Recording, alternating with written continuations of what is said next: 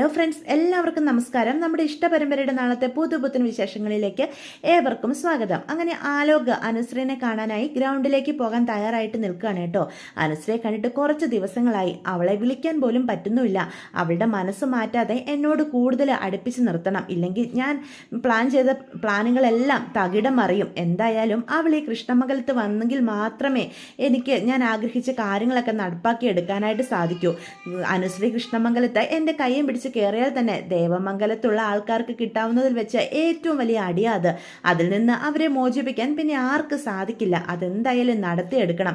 സുഗിനി ചേച്ചിയെ ദേവമംഗലത്തേക്ക് കയറ്റിയത് എന്തായാലും അമ്മയും അച്ഛനും ചെയ്ത ഏറ്റവും വലിയ നല്ല കാര്യമാണ്. എന്നെ സഹായിക്കാൻ അവിടെയുള്ള ആളായിട്ട് അവരുള്ളത് തന്നെയാണ് ഇപ്പൊ എൻ്റെ ബലം എന്നൊക്കെ ആലോക ഇങ്ങനെ മനസ്സിൽ പറയാണ് കേട്ടോ. ഇതേ സമയം സുകന്യ നേരെ അനുശ്രീയുടെ റൂമിലേക്ക് ചെല്ലുക. സുകന്യ ചേച്ചിയോ, എന്താ ചേച്ചി എന്ന് അനുശ്രീ ചോദിക്കും. മോൾക്ക് എൻ്റെ കൂടെ ഒന്ന് പുറത്തു വരാവോ എന്ന് ചോദിക്കുക. എന്താ ചേച്ചി, എന്താ കാര്യം? അനുശ്രീക്ക് ഏറ്റവും ഇഷ്ടപ്പെട്ട ഒരാളെ കാണാനാണ് ഞാനും പോകുന്നത്. അപ്പം പിന്നെ അനുവിനും കൂടി ഒന്ന് കൂട്ടേക്കാന്ന് കരുതി. എനിക്ക് ഏറ്റവും ഇഷ്ടപ്പെട്ട ആളെയോ? ചേച്ചി ആരുടെ കാര്യമായി പറയുന്നേ? അത് പിന്നെ നിനക്ക് ഏറ്റവും ഇഷ്ടപ്പെട്ട ആള് കൃഷ്ണമംഗലത്തുള്ള ആലോകിനെ കാണാനാണ് ഞാൻ പോകുന്നത്.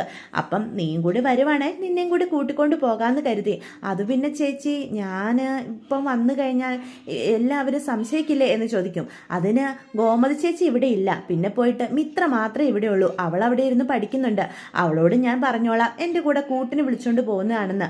നിനക്ക് വരാൻ താല്പര്യമില്ലെങ്കിൽ നീ വരണ്ട. ആലോകിനെ കാണാനായിട്ട് നിനക്കും ആലോകിന് ഒരു അവസരം ഉണ്ടാക്കി തരാമെന്ന് കരുതിയപ്പം നിനക്ക് താല്പര്യമില്ലെങ്കിൽ പിന്നെ ഞാൻ നിന്നെ നിർബന്ധിക്കുന്നില്ല. ആലോക് നിന്നെയും കാത്ത് ഗ്രൗണ്ടിൽ നിൽക്കാന്ന് എന്നോട് പറഞ്ഞത് എന്ന് പറയാം. സ്നേഹിക്കുന്ന രണ്ടുപേരുടെ വേദന എനിക്ക് മനസ്സിലാകും. അതുകൊണ്ടാ ആലോകിനെ കാണാനായിട്ട് നിനക്ക് ഞാനൊരു അവസരം ഉണ്ടാക്കി തരുന്നത്. അവന് നിന്നോടുള്ള സ്നേഹത്തിന്റെ 1% പോലും നിനക്ക് തിരിച്ചുണ്ടെന്ന് എനിക്ക് തോന്നുന്നില്ല എന്ന് പറയാം. ഇല്ല ചേച്ചി, ആലോകിനെ എനിക്ക് ജീവനാ. പക്ഷേ ഇവിടെ അച്ഛനോ അമ്മയോ ചേട്ടന്മാരോ കണ്ടു കഴിഞ്ഞാലത്തെ അവസ്ഥ ഓർത്തിട്ടാ ഞാൻ പേടിച്ച് വരുന്നില്ലെന്ന് പറഞ്ഞത്. ഞാൻ ഉറപ്പായിട്ടും വരാം. അമ്മ ഇവിടെ ഇല്ലല്ലോ, ചേച്ചി എൻ്റെ കൂടെ ഉണ്ടല്ലോ. ചേച്ചിയാ എൻ്റെ ധൈര്യം. ചേച്ചിയെങ്കിലും എൻ്റെ മനസ്സറിഞ്ഞ് എന്നെ സപ്പോർട്ട് ചെയ്ത് നിൽക്കുന്നുണ്ടല്ലോ. ഈ വീട്ടിൽ ആരും ആലോകുമായിട്ടുള്ള കല്യാണത്തിന് സമ്മതിക്കാൻ പോകുന്നില്ല. അവരുടെയൊക്കെ മനസ്സിൽ ഒരുപാട് തെറ്റിദ്ധാരണകളുണ്ട് ആലോകിനെ പറ്റിയും കൃഷ്ണമംഗലത്തുള്ള എല്ലാവരെയും പറ്റിയും. അതൊന്നും ഒരിക്കലും മാറാനും പോകുന്നില്ല എന്ന് പറയാം. എന്തായാലും നീ ഒരുങ്ങ്, ഞാൻ പുറത്ത് വെയിറ്റ് ചെയ്യാം എന്നും പറഞ്ഞ് സുകന്യയും അവളുടെ റൂമിലേക്ക് ചെന്ന് വേഷമൊക്കെ മാറി വരികയാണ് കേട്ടോ. അപ്പോൾ സുകന്യ ആദ്യം തന്നെ ഒരുങ്ങി ഹാളിൽ വന്നിങ്ങനെ ഇരിക്കുക. അപ്പോഴത്തേക്കും ഇത്ര ചോദിക്കും, അല്ല സുകന്യ ചേച്ചി എവിടേക്കെങ്കിലും പോവാണോ? എനിക്ക് കുറച്ച് സാധനങ്ങളൊക്കെ മേടിക്കാനുണ്ട്, ഞാൻ പുറത്ത് വരെയും പോവാ.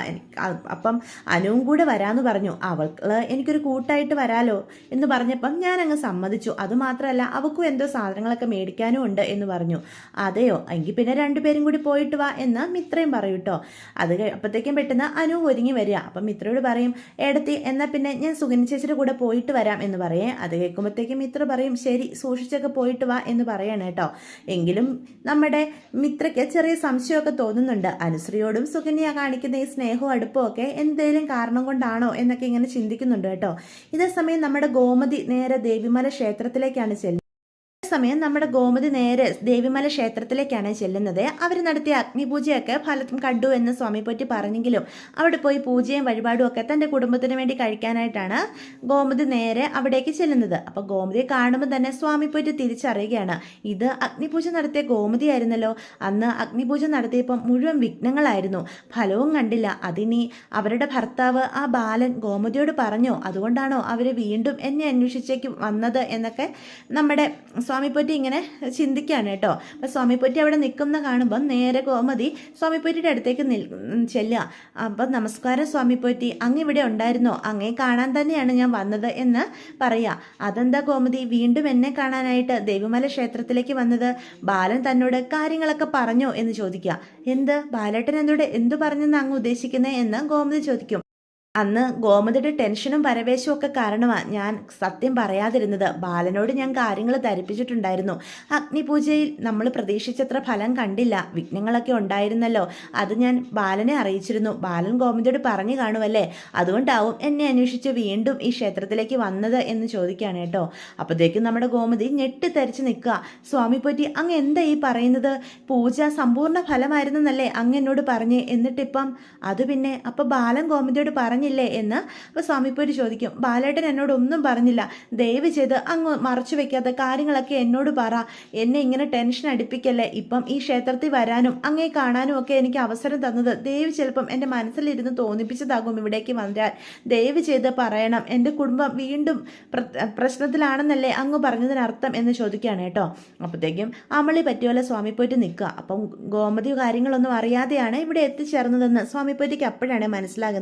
സ്വാമിപ്പോറ്റി പറയും, അത് പിന്നെ ദയവ് ചെയ്ത് എന്നോട് കാര്യങ്ങൾ പറയണം എന്ന് പറഞ്ഞ് ഗോമതി വീണ്ടും കരയാൻ തുടങ്ങുമ്പം സ്വാമിപ്പോറ്റി പറയും, അന്ന് അഗ്നിപൂജ നടത്തിയെങ്കിലും വേണ്ടത്ര ഫലപ്രാപ്തി ലഭിച്ചിട്ടുണ്ടായിരുന്നില്ല. രക്തമല്ലേ കണ്ടത്, രക്തം കാണുന്നത് വിഘ്നമാ എന്ന് പറയാം. അപ്പോൾ പിന്നെ സ്വാമി എന്ന് പറഞ്ഞതോ രക്തം കാണുന്നത് ശുഭ ലക്ഷണമാണെന്ന്. ഗോമതിയുടെ ടെൻഷനും വേദനയൊക്കെ കണ്ടു കഴിഞ്ഞപ്പം സങ്കടപ്പെടുത്തണമെന്ന് ഞാൻ കരുതിയില്ല, അതുകൊണ്ടാണ് കാര്യങ്ങൾ പറയാതിരുന്നത്. ബാലനോട് ഞാൻ സത്യങ്ങളെല്ലാം സൂചിപ്പിച്ചിരുന്നു. അതിനർത്ഥം എൻ്റെ കുടുംബത്തിന്മേൽ പതിച്ചിരിക്കുന്ന പ്രശ്നങ്ങളുടെ നിഴൽ ഇപ്പോഴും മാറിയിട്ടില്ലെന്നല്ലേ, എന്തോ വലിയൊരു ദുരന്തം എൻ്റെ കുടുംബത്തെ കാത്തിരിക്കുന്നുണ്ടെന്നല്ലേ എന്ന് ചോദിക്കേ. അത് പിന്നെ ഗോമതി, നമ്മളന്ന് പൂജ ചെയ്തത് കുടുംബത്തെ ബാധിച്ചിരിക്കുന്ന എല്ലാ ദോഷങ്ങളും മാറ്റാനാ. അത് ഫലം കാണാത്ത സ്ഥിതിക്ക് ഇപ്പോഴും നിങ്ങളുടെ കുടുംബത്തെ കാത്ത് ആ ദുരന്തം ഇരിക്കുന്നുണ്ടെന്ന് തന്നെ അർത്ഥം. ഇനി ഞാൻ ഗോമതിയോടൊന്നും മറച്ചു വെക്കുന്നില്ല, അല്ലെങ്കിൽ തന്നെ സത്യങ്ങളൊക്കെ അഭിമുഖീകരിക്കാൻ നിങ്ങൾ എല്ലാവരും ശ്രമിക്കുന്നത് തന്നെയാണ് നല്ലത്. അങ്ങ് എന്തൊക്കെയായി പറയുന്നേ? ഇതിൽ നിന്ന് രക്ഷിക്കാൻ അങ്ങക്ക് സാധിക്കില്ലേ? എങ്ങനെയെങ്കിലും എൻ്റെ കുടുംബത്തെ രക്ഷപ്പെടുത്തണം. ഞാൻ ജീവിച്ചിരിക്കുമ്പം എൻ്റെ കുടുംബത്തിലുള്ള ഒരാൾക്ക് പോലും എന്തെങ്കിലും പറ്റുന്നത് എനിക്ക് സഹിക്കാൻ പറ്റും. ഗോമതി സ്വാമിപ്പൊറ്റിയുടെ മുന്നിൽ നിന്ന് തൻ്റെ കുടുംബത്തിന് വേണ്ടി കരയാണ് കേട്ടോ. അത് കാണുമ്പോൾ സ്വാമിപ്പൊറ്റിക്ക് ആ സ്ത്രീയോട് സഹതാപം തോന്നുക. എന്നിട്ട് പറയും, അഗ്നിപൂജ ഇനി കഴിക്കാൻ സാധിക്കില്ല ഗോമതി, ഒരിക്കലും അത് ചെയ്തതല്ലേ, അതുകൊണ്ട് ഫലം കാണാത്ത സ്ഥിതിക്ക് ഇനിയും അത് ചെയ്യുന്നതിൽ ഒരു ഫലവുമില്ല എന്ന് പറയാം. ഗോമതി ഇങ്ങനെ സങ്കടപ്പെടാതെ, ഗോമതിയുടെ പ്രാർത്ഥന നിങ്ങളുടെ കുടുംബത്തെ എല്ലാ ആപത്തിൽ നിന്ന് രക്ഷിക്കും. ഞാനും പ്രാർത്ഥിച്ചോളാം. ഇനി ഗോമതിയുടെ സമാധാനത്തിന് വേണ്ടി ഞാൻ ചില വഴിപാടുകളൊക്കെ പറഞ്ഞു തരാം, അതൊക്കെ ചെയ്യൂ എന്ന് പറഞ്ഞ് സ്വാമിപ്പൊറ്റി അകത്തേക്ക് കയറി പോവാണേ. ഗോമതി എന്ത് ചെയ്യണമെന്നറിയാതെ നിൽക്കുക. തൻ്റെ കുടുംബത്തെ കാത്ത് വലിയൊരു ദുരന്തം വീണ്ടും കാത്തു നിൽക്കുന്നുണ്ട് എന്ന് ഗോമതിക്ക് മനസ്സിലാക്കുകയാണ്. എല്ലാവരെയും ശ്രദ്ധിക്കണം, ആരും അമിതമായി പുറത്തൊന്നും പോകുന്നത് തടയണം എന്നൊക്കെ ഗോമതി ചിന്തിച്ച മനസ്സ് കരുതുവാണ്. വളരെയേറെ സങ്കടത്തോടു കൂടിയാണ് ദേവിമല ക്ഷേത്രത്തിൽ നിന്നും വീട്ടിലേക്ക് പോകുന്നത്.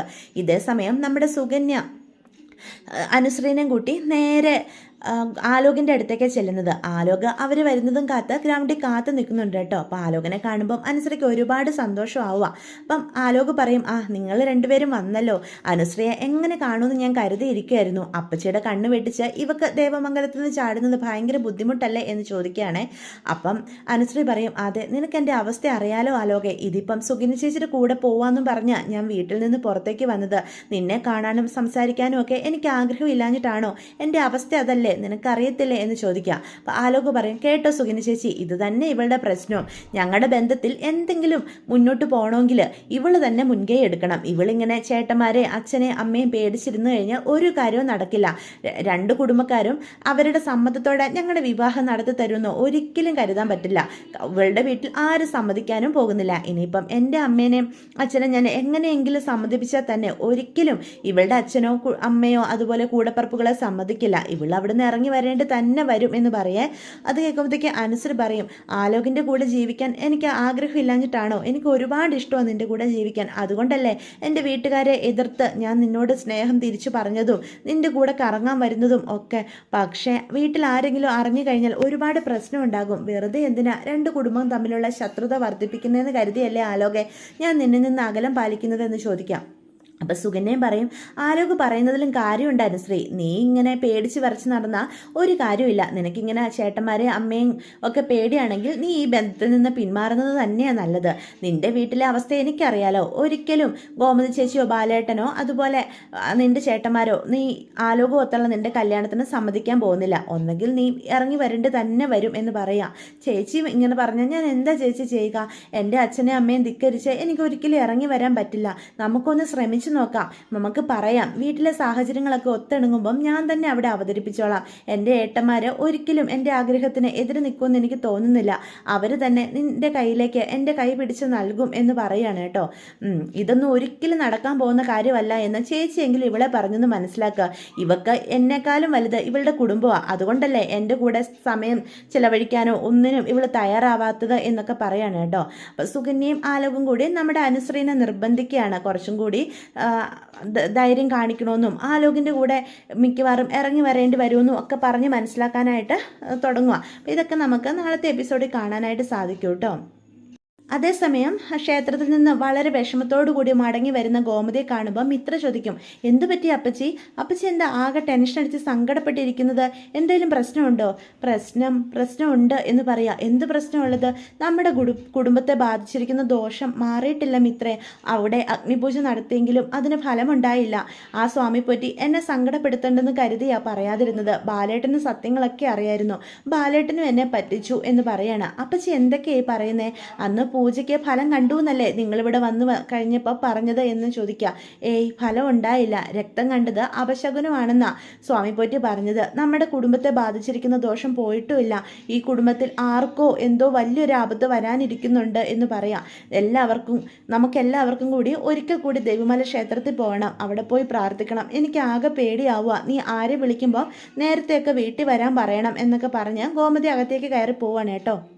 ഗോമതിയുടെ അവസ്ഥ കാണുമ്പം നമ്മുടെ മിത്രയ്ക്ക് ഒരുപാട് സങ്കടമൊക്കെ വരുവാണ്. അപ്പോൾ ഇതൊക്കെയാണ് നാളത്തെ എപ്പിസോഡിൻ്റെ വിശേഷങ്ങൾ.